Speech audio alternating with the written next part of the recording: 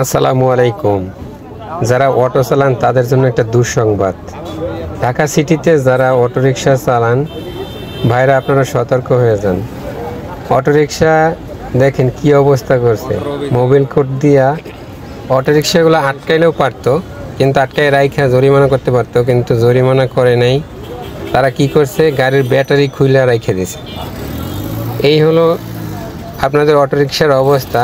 তো আপনারা সতর্ক হন, কারণ যেই রাস্তায় আপনাদের চলা নিষেধ, আপনারা ভুলেও কখনো সেই রকম রাস্তায় আসবেন না।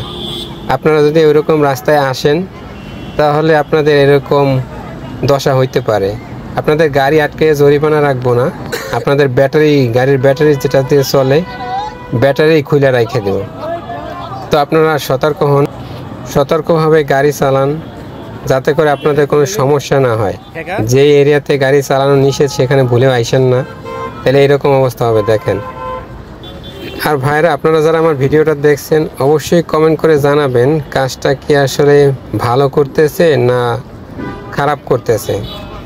এখন এখানে পুলিশের দোষ দিয়ে হয়তো লাভ নাই, তাদের কাজ তারা করবে। এরা যেদের রাস্তাতে চলা নিষেধ হুট করে তারা সেরকম রাস্তায় চলে আসে, এই জন্যই পুলিশে এরকম হয়তো অ্যাকশনে গেছে। দেখছেন ব্যাটারিগুলো কি করছে, সব খুলে রাখে দিচ্ছে।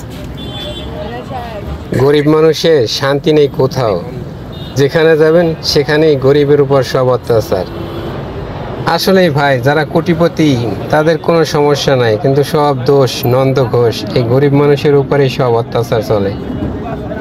তো ভাইরা, যারা অটোরিকশা ভাইরা চালক আছেন, আপনারা ঢাকা শহরে বা ঢাকা সিটিতে যারা অটোরিকশা চালান খুব সতর্কভাবে চালাবেন। যেখানে দেখবেন পুলিশ আছে, মোবাইল কোড বসছে, সেখানে ভুলেও যাবেন না। তো ভুলেও গেলে এইভাবে এই অবস্থা হবে। তো ভাইরা, আপনারা যারা আমার ভিডিওটা দেখছেন, ভিডিওটা শেয়ার করে সবাইকে দেখার মতো সুযোগ করে দিন, যাতে সব অটোরিকশা চালক এরা সতর্ক হয়ে যায়, ভুলেও যেন যে সমস্ত রাস্তায় ওঠা নিষেধ সেই রাস্তায় আনা আসে।